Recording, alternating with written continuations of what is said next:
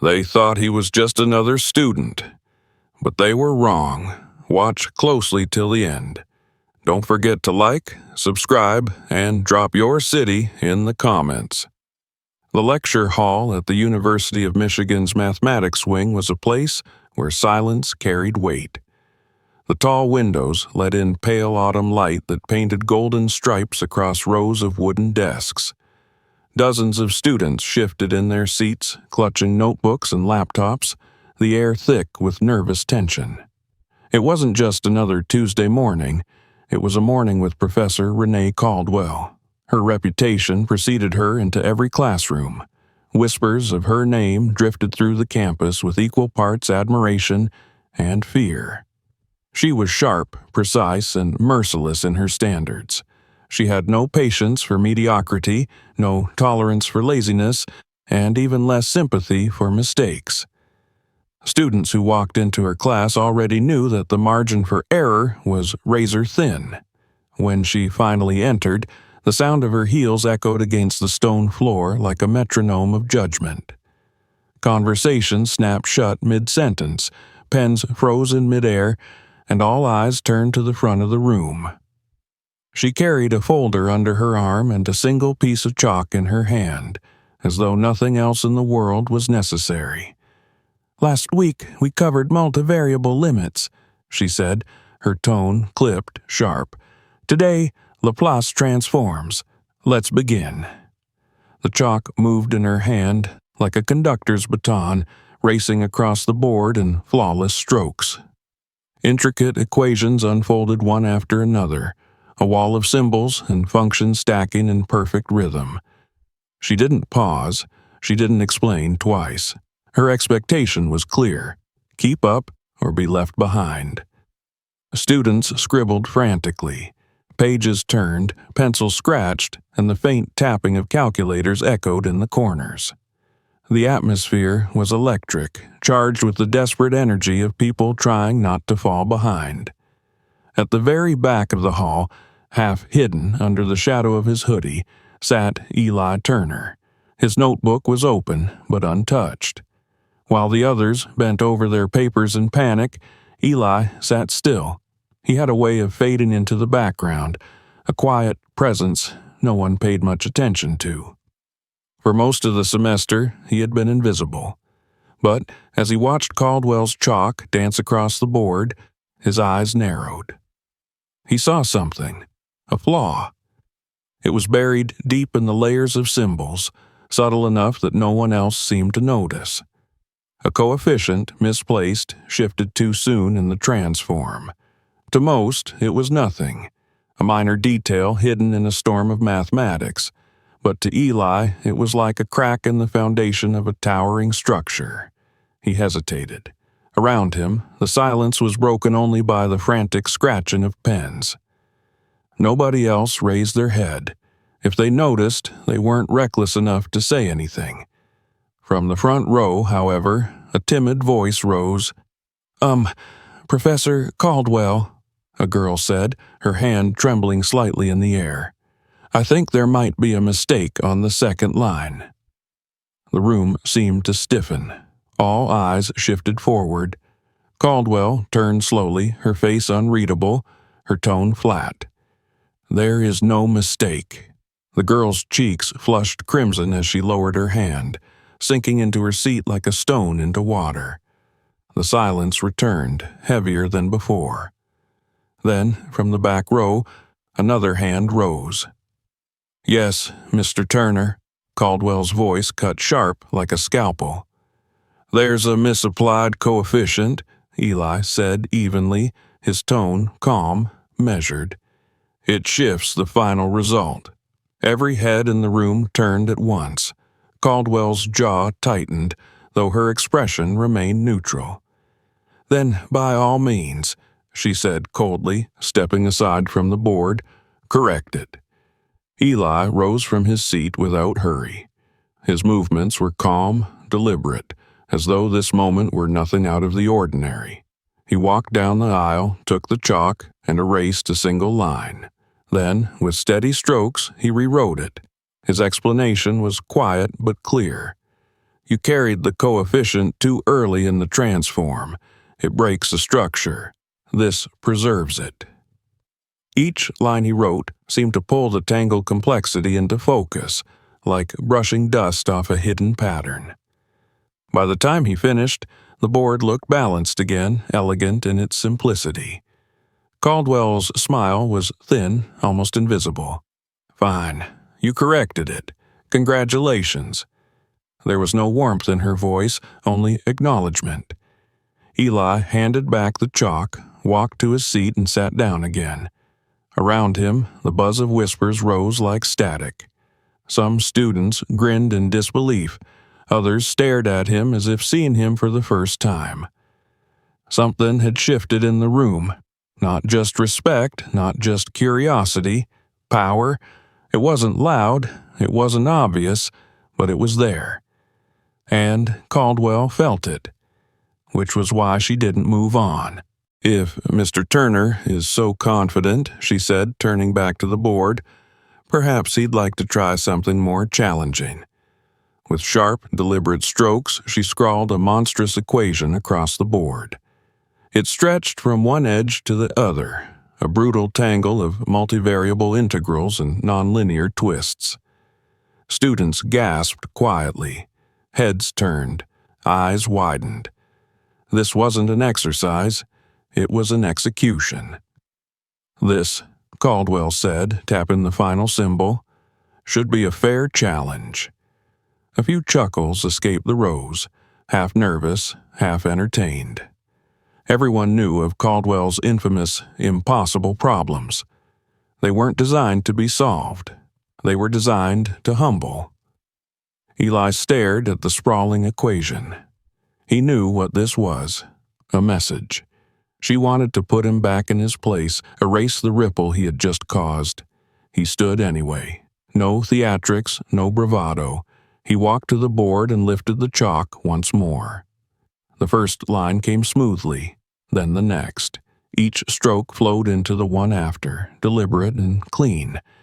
Slowly, the chaos began to take shape. The room's atmosphere shifted again. Amusement drained into awe. Pens stopped moving. Students leaned forward. Breath caught in throats. Halfway through, Eli paused. He turned his head slightly toward Caldwell. "Would you like the solution expressed in exponential terms, or using sine and cosine?" A murmur rippled through the lecture hall.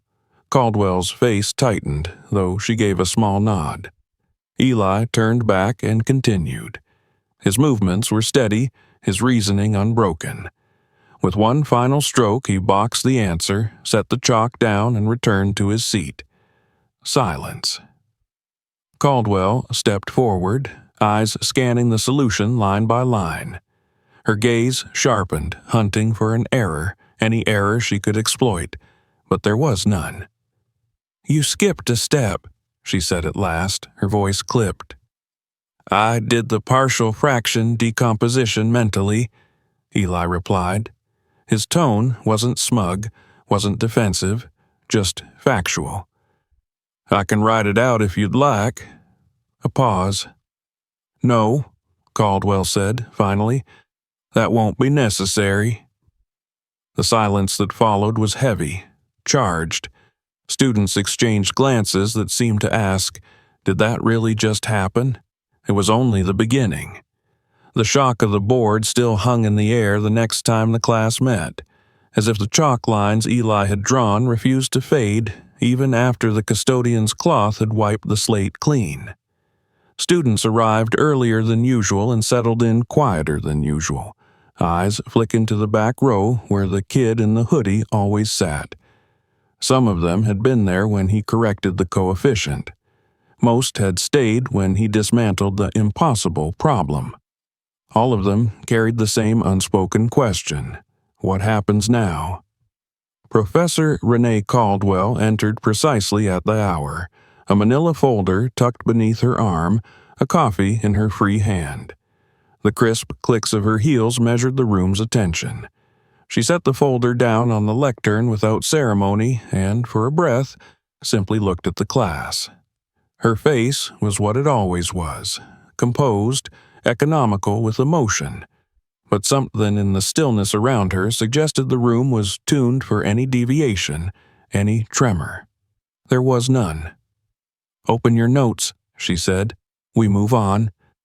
She began with vector calculus. The chalk sang across the board in clean, fast strokes, definitions, lemmas, a scaffold built at speed. The class scrambled to keep pace, heads bowed, pencils scribing, the ritual intact. Caldwell's rhythm never faltered. If there was a boundary that had been trespassed last time, she would redraw it not with anger, but with rigor. Eli watched, as he always did, quietly, the brim of his hoodie casting a soft shadow across his eyes. He took notes. Now, finally, he wrote, but his hand moved without panic. Every line she drew he tracked, every step he weighed. There was no performance in him. There never was. The room's curiosity beat against his shoulders like light against glass. It slid off, left no mark.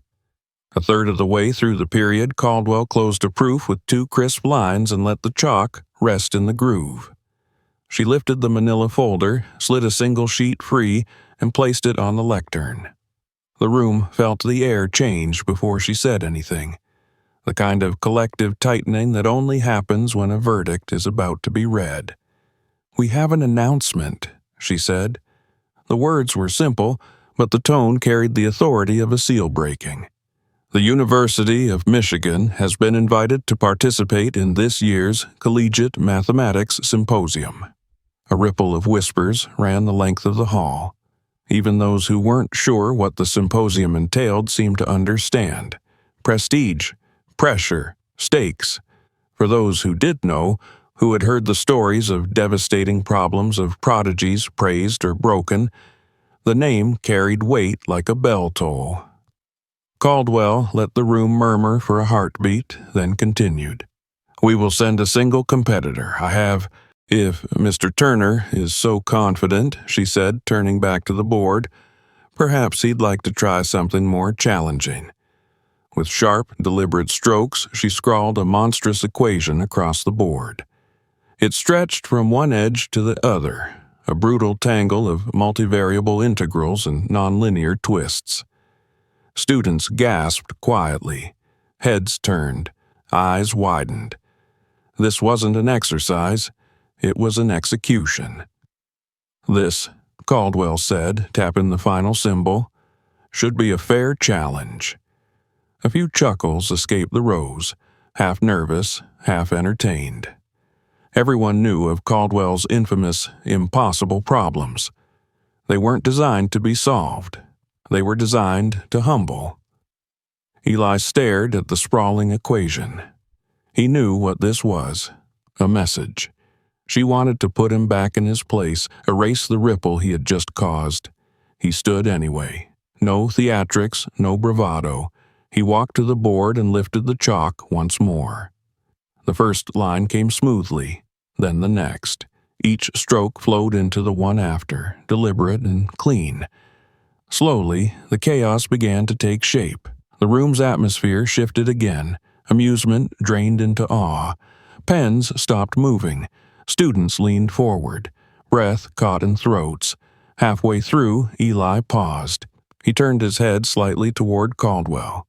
"Would you like the solution expressed in exponential terms, or using sine and cosine?"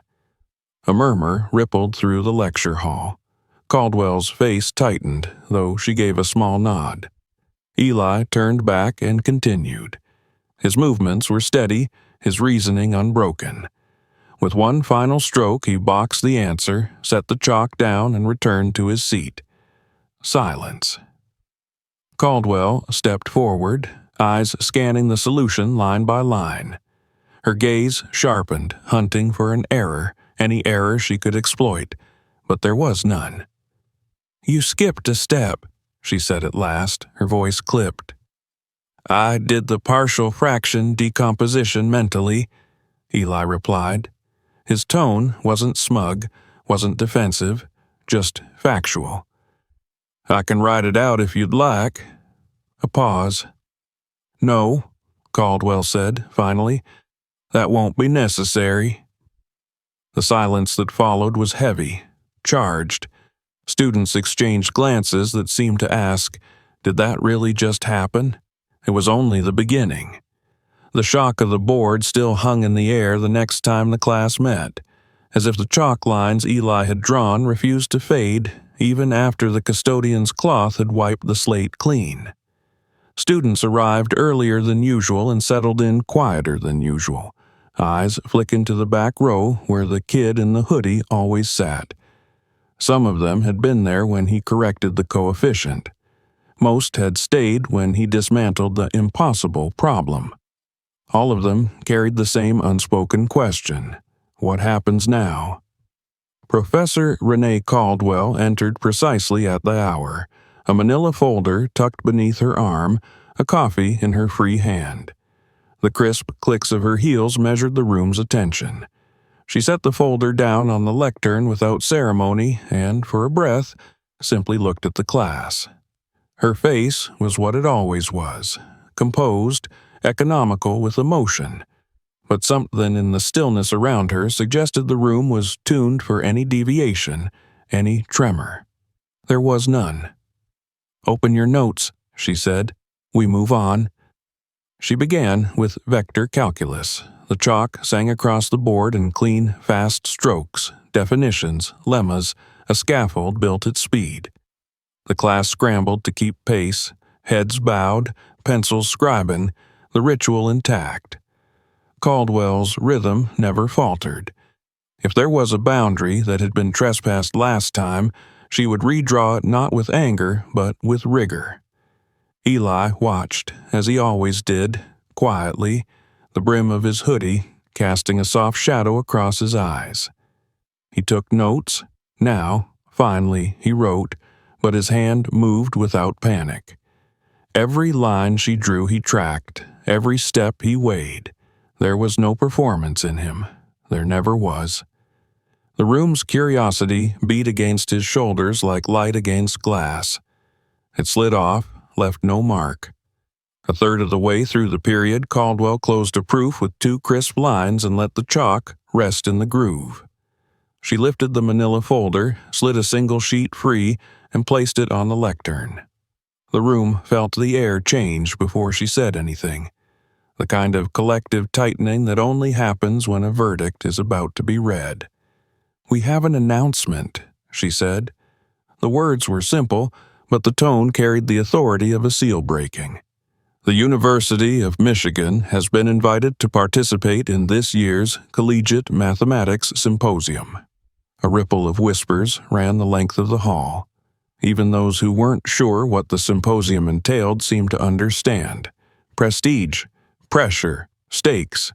For those who did know, who had heard the stories of devastating problems of prodigies praised or broken, the name carried weight like a bell toll. Caldwell let the room murmur for a heartbeat, then continued. "We will send a single competitor. I have gossip." They calibrated. "She won't have chosen lightly," one said. "No," the other replied. "She never does." And in the mathematics office, where the light fell in neat squares across file cabinets and cork boards, Caldwell drafted a short email to the selection committee, confirming the nomination she had already made. Her sentences were spare, all function, no music.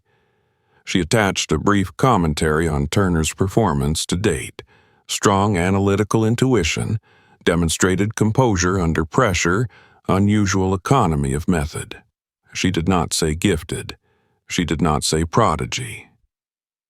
She used the words the committee used, the ones that fit into boxes and checklists.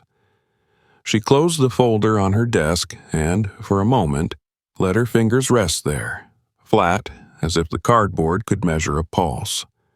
The next morning's class began with no preface. Caldwell wrote, the board filled, the students wrote, the board cleared. But the tempo, any musician would have noticed it, was a half-beat faster. The examples were a shade more intricate. The proofs extended a line farther, then 2, as if the course itself had taken a breath and discovered it could run a little harder without losing step. At the back, Eli kept pace. If he felt the acceleration, he did not show strain. He did not raise his hand. He did not aim for another spectacle. If there was a new gravity in the room, he seemed calibrated to it already, not fighting the pull, not leaning into it, simply moving in its field. On an offhanded aside, Caldwell mentioned transform pairs that rarely appeared on exams and lingered for an extra sentence on a technique that only mattered when problems were engineered to resist. A few students noticed the deviation and underlined it, then underlined their own underlining. None of them said it out loud, but the thought was the same. We are in the runway now. She dismissed them at the bell. The bell rang as if it had been part of her intention all along. Outside, the wind carried a thin chill that promised winter. Leaves freckled the walkways. The campus bell tower threw its shadow across the green like a sundial broken into hours that belonged to other people. Eli stood at the edge of the steps and watched students spill in every direction, their backpacks bobbing, their voices rising and falling in the easy shorthand of people who are part of something. Clubs, teams, labs, little self-appointed nations with their own borders and myths. For a long breath, he let the motion pass around him. The hoodie shadowed his eyes. His hands were bare to the cold. When he finally moved, he did not look back at the hall. He didn't need to. The shape of what had been set in motion didn't live in a room or a folder. It lived in the gaze that had pinned his name to a public stage and called it selection. In the evening, a campus newsletter slid into inboxes with a tidy subject line and a photo of last year's symposium winners. The caption explained objectively that this year Michigan would compete again. It did not include Eli's name. It did not need to. By then, his name had outpaced the newsletter. In a quiet corner of the dorms, someone said, "I heard he did it in his head." What? The partial fractions. The words passed from mouth to mouth until they reassembled into a story that belonged to the teller as much as the subject. Eli sat at a small desk by a window and opened his notebook to a blank page. He didn't draw a battle plan. He didn't sketch a schedule. He didn't write the word symposium at the top in block letters as a dare to himself. He wrote a single problem, clean, bounded, ordinary, and then another. The light from the lamp pooled across the paper. The quad outside turned dark. Across campus, Professor Caldwell stood alone in an empty lecture hall, the chalkboard washed clean again. She placed a fresh box of chalk on the ledge, straightened a stack of notes, and let the silence settle over the room until it felt like cloth laid smoothly across a table. She turned out the lights and left without looking back. Between them, between the kid in the hoodie and the professor who controlled the board, an unspoken contract had formed. It wasn't kind. It wasn't cruel. It was simply exacting. The terms were clear, and the stage had been named aloud. The invitation had been issued. Whether it was a hand extended or a line drawn was not a question the room could answer. Soon it would not matter. The announcement of Eli Turner's nomination spread through campus faster than any lecture note or exam rumor. By the end of that week, everyone knew the quiet kid in the hoodie, the one who corrected Caldwell on the board, would represent Michigan at the Collegiate Mathematics Symposium. Some whispered his name in admiration, others with skepticism, but no one could ignore it anymore. For Eli, the noise outside didn't matter. The moment he stepped into the library, the world shrank into silence. He chose a corner table far from the main aisles, a spot most students overlooked. It became his battlefield. Stacks of books rose like barricades around him. Advanced calculus texts, obscure journals, practice problems from past symposiums. loose-leaf papers scattered across the wood in chaotic piles, though to Eli every sheet belonged exactly where it lay. He moved like a soldier in preparation. White boards around the table filled with symbols in black, blue, and red. He layered sticky notes across the margins of textbooks, yellow for theory, green for shortcuts, red for pitfalls. His highlighters bled into the edges of pages until they looked less like study material and more like maps of a territory only he could navigate. Day blurred into night. Meals were replaced by protein bars and half-finished cups of coffee. Sleep was reduced to brief collapses against the back of his chair. He solved, erased, rewrote, refined. Every problem became a drill, every mistake a wound to be healed, every insight another weapon to carry into battle. But Eli knew this wasn't just about numbers. Professor Caldwell hadn't trapped him with equations. She had trapped him with spectacle, with the stage, with the weight of eyes. The symposium wasn't simply about solving. It was about enduring pressure, about refusing to break when the entire room wanted to see cracks. That was the test she'd handed him, and he would not fold. At first, only Jay showed up. Jay Harris had been Eli's closest friend since freshman orientation. Loyal, talkative, quick to see what others missed. He found Eli hunched over his notes one evening and dropped into the chair across from him. "Man," Jay said, sliding a protein bar across the table, "this isn't studying. This is basic training." Eli didn't look up. "That's the point." Jay leaned back, arms crossed. "She's not sending you there to win, you know. She's sending you there to bleed. That nomination wasn't a gift. It was a trap."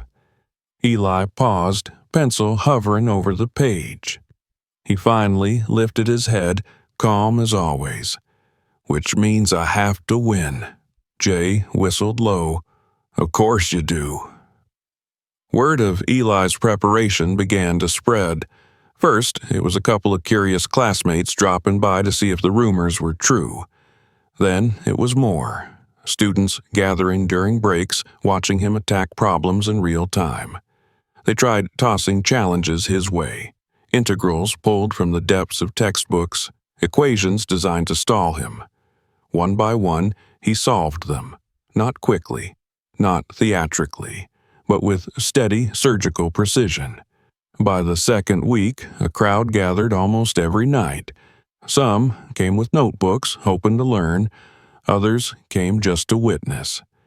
Jay called it the Underground Math Club. Eli called it focus. He didn't gloat. He didn't perform. He worked. And slowly, the students around him shifted.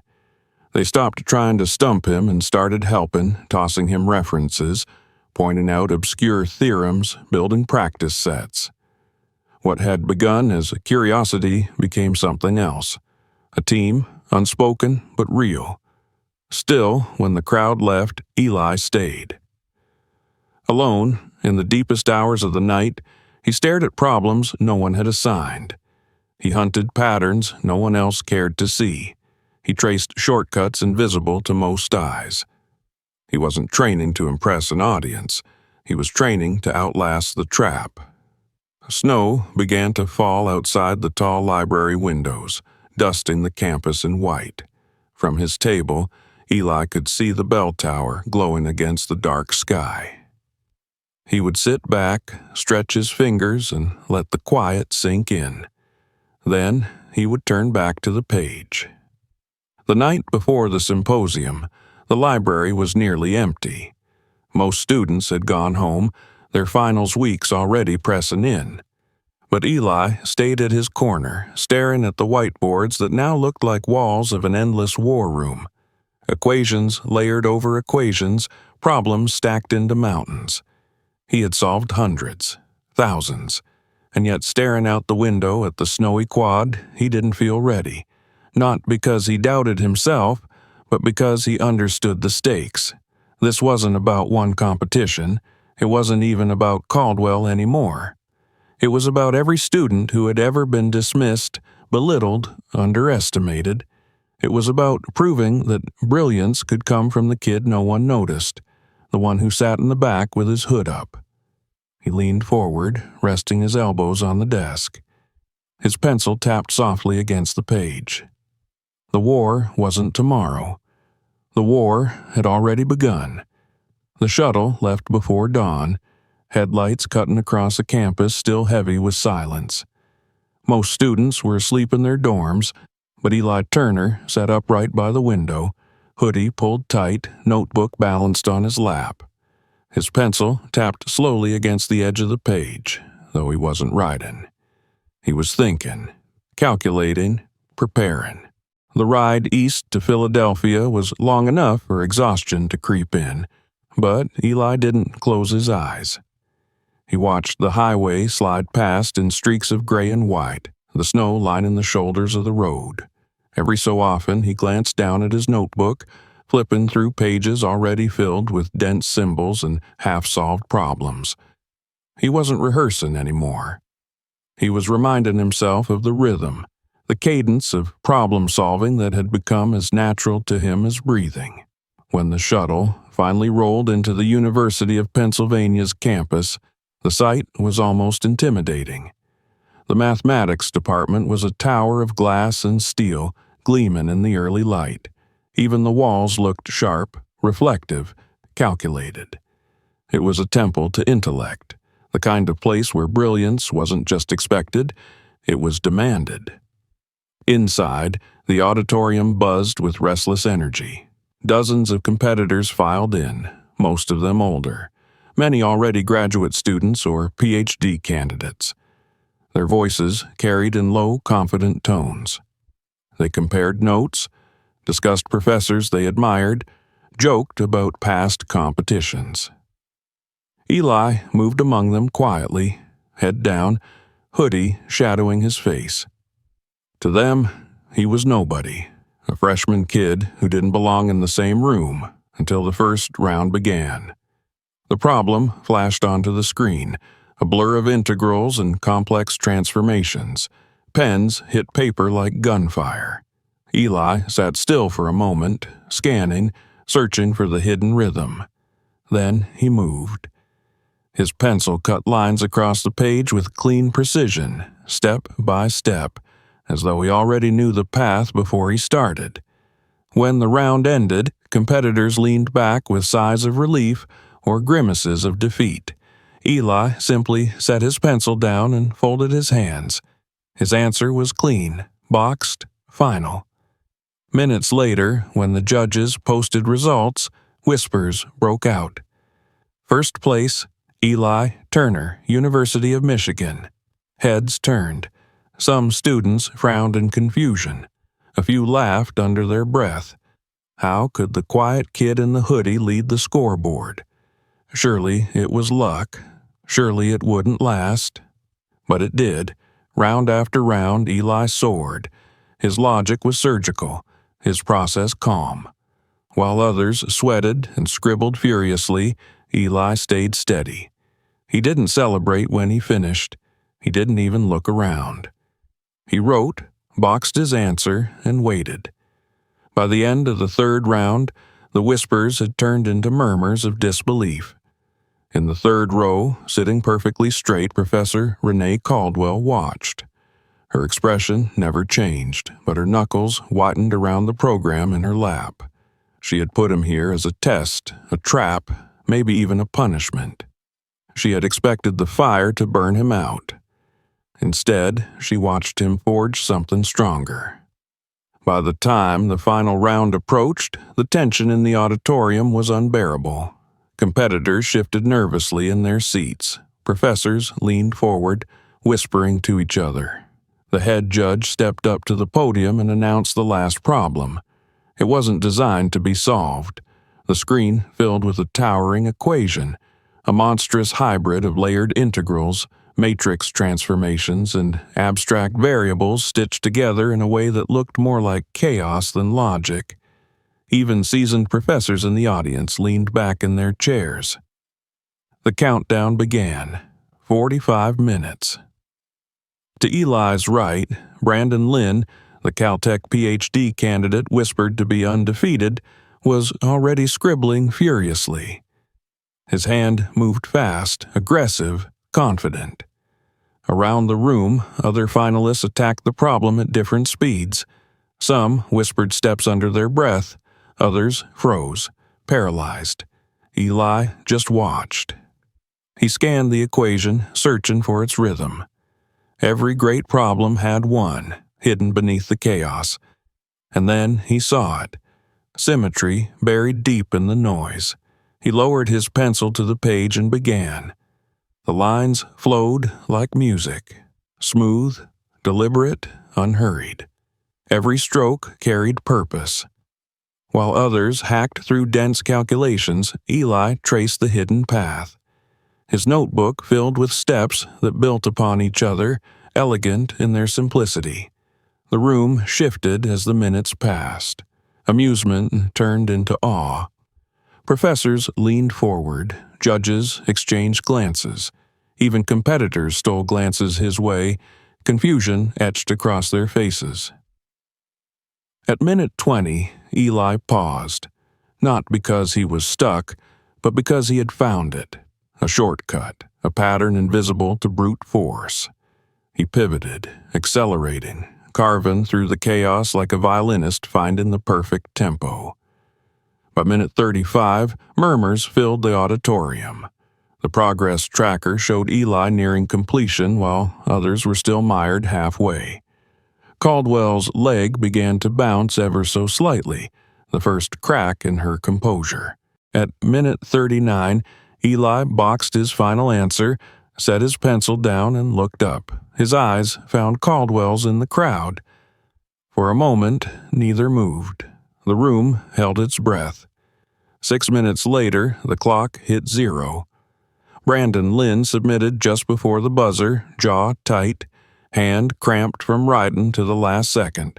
The head judge stepped onto the stage, holding 2 sets of papers.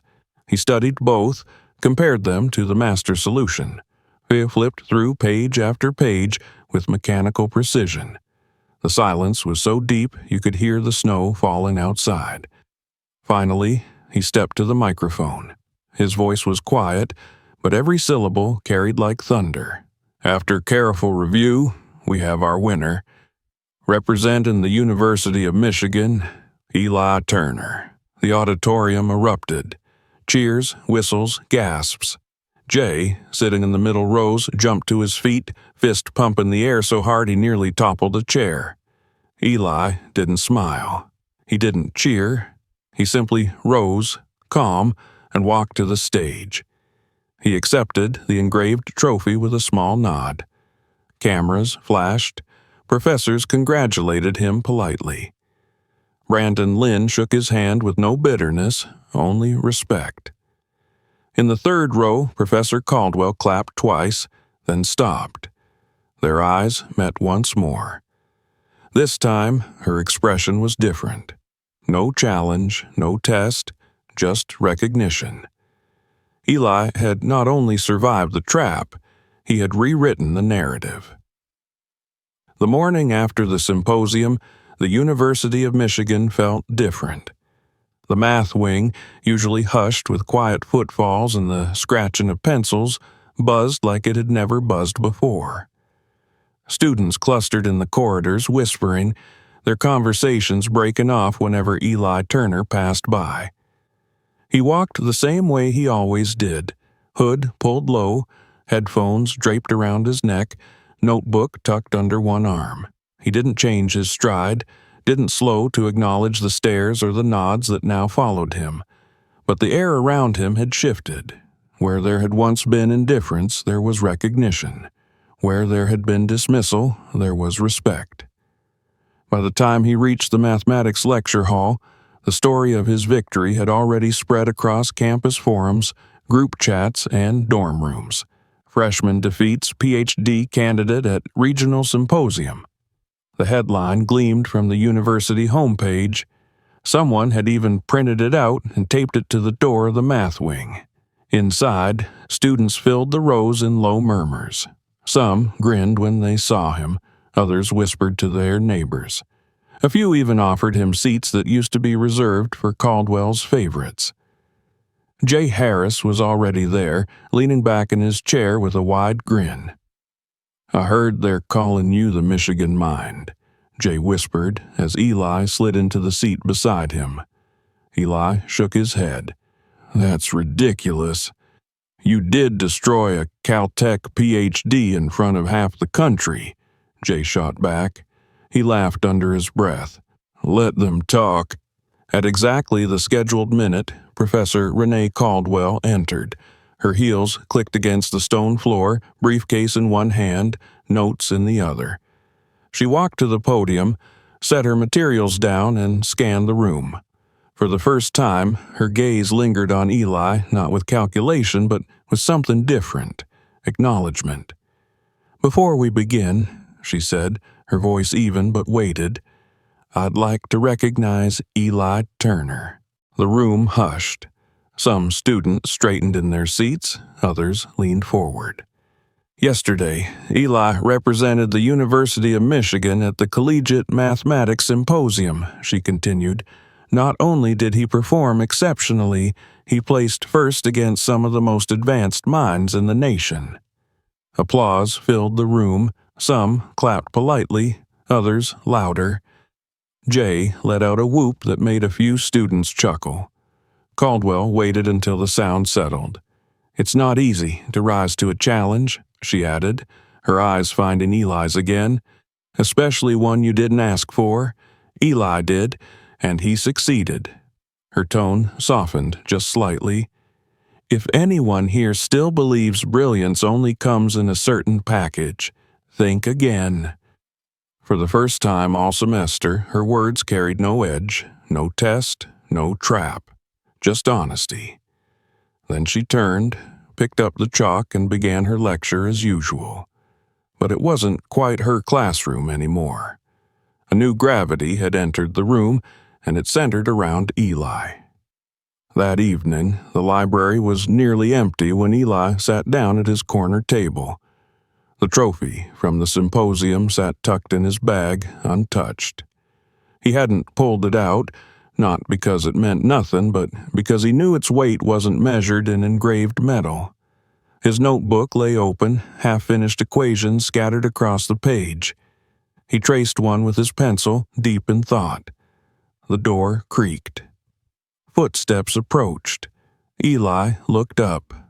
Professor Caldwell stood across the table, holding a white envelope. "May I?" she asked. He nodded, curious but calm.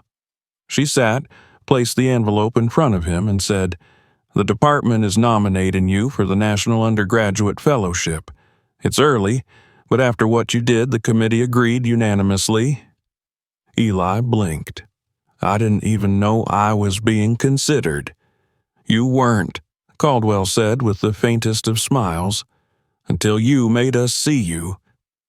There was no bitterness in her voice this time, only admiration, quiet, sincere. As she stood to leave, she paused. Her eyes met his once more. "You didn't just solve a problem, Eli. You rewrote the narrative." Then she turned and walked away, her heels echoing softly into the silence. Eli opened the envelope. Inside was the official nomination letter, polished with careful language and stamped with the university's seal. But beneath the formality, it meant something else entirely. It was a signal, proof that maybe, just maybe, the world was beginning to recognize brilliance in places it had too often overlooked. He leaned back in his chair, letting the weight of the moment settle, not heavy, but full of pride, of possibility, of the quiet certainty that he hadn't just passed a test. He had changed the game, and he was just getting started. This was just the beginning of his story. What would you do in his place? Comment below, subscribe for more, and share this video with friends.